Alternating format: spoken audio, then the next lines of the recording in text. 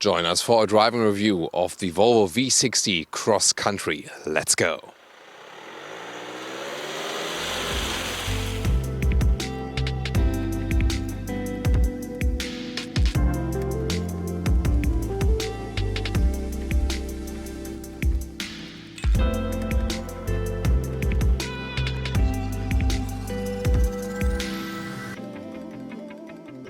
In the front, the V60 Cross Country gets this front grille with the vertical fins, some dots inside, a likable design, strong, and also with the crossover contrast here in the lower part in black.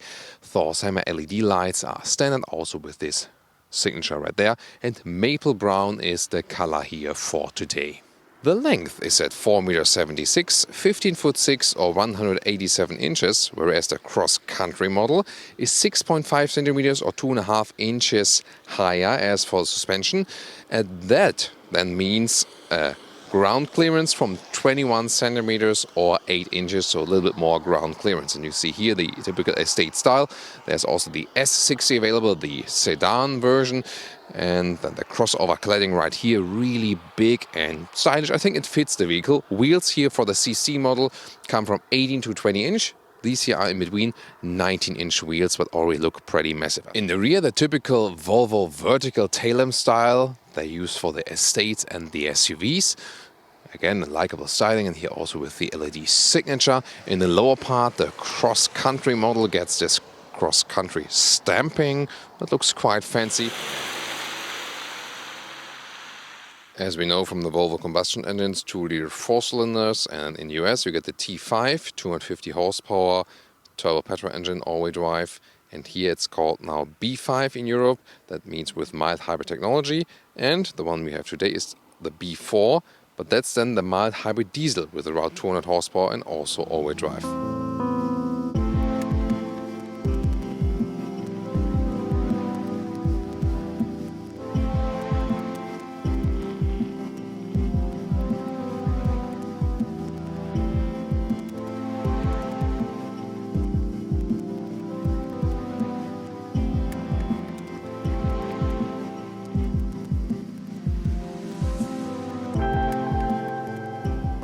Inside of the doors, nice soft touch material, also with an interesting structure, grey fabric on the inside, and in general there are in Europe fabric seats available, and in the US and both in Europe you can get the so-called city weave seats. This is then an interesting structure and beige leatherette and fabric on the inside.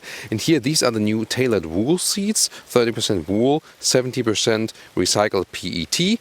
And getting inside, easy entry and a nice seating position here, mid-size segment. And the seats in general for the V60 and the S60 are quite comfortable. These are so-called already sport seats. The base seat would deliver even more comfort, but really ergonomic. As for the form, you can also put this lower area, shorter or longer, for example, and adjust the steering wheel and so on. And when you put it all the way down with one with a 6 or 6 with 1, still leaves some headroom, although this one is the one with the panoramic roof, leaves a lot of light inside.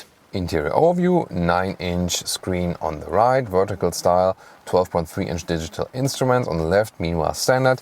Steering wheel here with a nice and smooth control in and out. Look at how far this goes. You can really find a good position as for that. The digital instruments are clear to read and also quite, let's say, easy. Overall satisfied. And in the middle part, either stuff is empty or here when you have a route set, then you have a GPS map also in the middle of it, straightforward. Head-up display is surely a nice option. You can see the speed, current speed there, and also the allowed speed. Very helpful to have it in the line of sight. About the infotainment system in general, like this. Here you can select the temperature like this, or also with voice control.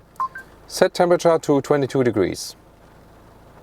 Temperature set to 22 degrees. So that works. Home button right here. You can, by the way, when you press and hold it, then you go to the cleaning mode and you can use a towel or like a microfiber. And then nothing happens while you do that. Then here, for example, you can have this so-called app view. Here, for example, is the GPS map, and it does the job. It's also responsive enough. And the rear seating area, also soft edge at the inside of the doors here, that's cool. As for the knee room, that's okay. You can also sit here with tall adults, no problem. So it's also nice and cozy at the rear. Headroom also closely fits. Again, nice view through the panoramic roof, especially from the rear area. So overall good, not too spacious, but overall for the segment also comparable. The trunk area, 530 up to 1,360 liters. Here, this top cover, it does not raise automatically with the hatch, so you have to control it manual. That's something of a flaw, I think. Then the normal length here is just about a meter. Welcome to Thomas's Driving Lounge with the Volvo V60 Cross Country, and it is clearly cross country weather.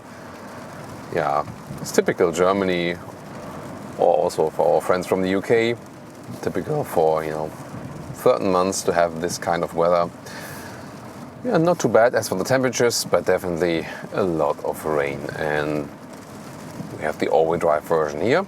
So cross country, of course, combined with the overdrive. Oh, there's a lot of water, and yeah, maybe the additional ground clearance helps us here a little bit today. And indeed, in this vehicle, you do not get an SUV feeling. However, you do feel a little bit higher position of the vehicle, and that gives you a little bit more, like a relaxed feeling. So I really appreciate this cross country put up suspension, because it just gives you something in between the normal mid-size estate and the SUV. So it could be actually a good compromise, I would say.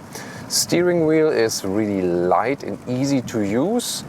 Doesn't convey the most sporty feeling, but it's actually, it's okay. Again, not the best feeling, but easy to use and easy to handle in the city and so on. And the size is actually also quite decent. Suspension is, I would say, not too bad, but also not too good. So also something average alike, I'd say. Wheels come from 18 to 20 inch. These here are the 19-inch wheels. If you want a little bit more comfort, then stick with the 18-inch wheels. If you want it sporty and stiffer in the ride, then pick the bigger wheels. 19 is somewhat okay. Still, I would stick with the 18-inch just to give you a little bit more comfort. This is no racing car here at all anyway. Here now the update, at least for the European models, is the mild hybrid technology. We have it here today in the diesel. It's also available for the petrol engine. And you know that our friends in the US only get the T5 petrol engine, whereas we here in Europe would get the B engines. That means it's the mild hybrid technology inside then here. And what happens, for example, when I go downhill now and I'm on the brakes, and I see it also in the digital instruments, small symbol with the battery, then we can regenerate some energy while just running downhill here. So that's definitely helping a little bit with the fuel consumption. And so far, now my result was it doesn't change, it doesn't have like a major effect on this 2-liter 4-cylinder diesel here, for example. It won't be like an absolute game changer, but we could score some equal fuel economy figures for the front-wheel drive diesel without mild hybrid. And then, with the the all-wheel drive diesel with the mild hybrid, around 7 liters and 1 kilometers, 34 mpg US, 41 mpg UK, which is not a very good result for a diesel in this segment here. In general, the Volvo combustion engines are not that fuel saving. The mild hybrid technology improves it maybe a little bit, but again, it's not a game changer. Can't expect too much from it. That's why I rather recommend going for the Polestar models, or when you stick with the Volvo models, orient towards maybe the plug-in hybrid models if you can recharge frequently. So combustion engines, Volvo will not develop any further. There won't be like a major change in combustion engines at Volvo anymore. They will focus on electric motors, started with Polestar, and they will also focus on it with Volvo. So again, can't expect too much technology and too much progression as for that. So getting on the motorway now, and it's normal D driving mode. You can have driving mode selection here. You can also go to the dynamic mode, then the gears are turned up higher. Now you all also felt maybe or heard that the car was shifting down a gear.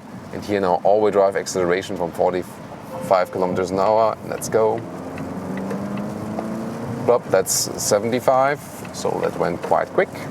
And due to the all-wheel drive, I also have good acceleration, good grip on the road, even though there's like these rainy conditions. Of course, all-wheel drive won't help you with physics. That means when you're steering and when you're driving too fast in the corners, this is often a misconception that it would be much safer to drive with all-wheel drive, but that only accounts for acceleration, of course, not for just the driving dynamic. The pilot assist is actually quite helpful, not in the construction side, but on the motorway and keeping you in the lane. Steering acts then somewhat artificial from time to time, but overall still a good thing to have. Yeah, and of course listen to this Bowers & Wilkins sound system while driving is also always a pleasure. Nice also with panoramic roof, leaving a lot of light. You see it's very bright inside here, although it is such a dark and rather depressing day. But of course I also hope that with our with our reviews we can always make your day always a little bit less depressing, even if you feel bad from time to time. So once again, by the way, here we're actually good and precise steering. I feel they've upgraded it a little bit, so I have to, maybe it's just a subjective thing, but I think there's a little bit more feeling in that than before. In the dynamic mode, by the way, you have a little bit more feedback, but the main change is definitely that the throttle input is changed and the gears are turned up higher and you shift down again earlier. There's also eco mode, driving mode available. So for throttle input reducing, and off-road mode can be selected when you drive rather slowly. And now to our conclusion for today with the Volvo V60 Cross Country. A nice crossover look, really unique. It fits the vehicle very well. Likeable exterior, the Scandinavian design on the interior. You also have enough fabric choices for the seats available. So you have a very good seating comfort, well-usable interior space, so nothing to complain there. Driving experience more a relaxed one, especially with this put-up suspension. Not sporty at all, not steering nor suspension-wise. Wheel choices should be rather smaller to keep up the comfort, and overall a likable, comfortable driving experience, and it fits very well, not only visually, but also driving-wise, that the car is a little bit higher than there from the suspension. Still a very good pick then here in the mid-size segment for the mid-size estates, but the price of course goes really high. The mild hybrid technologies for the European models, it's actually quite nice. It doesn't bring a major game changer for the fuel economy, but is already then a little bit better than before. What do you think? Is this one of your favorite Volvo models? Tune in to our comment sections. See you there.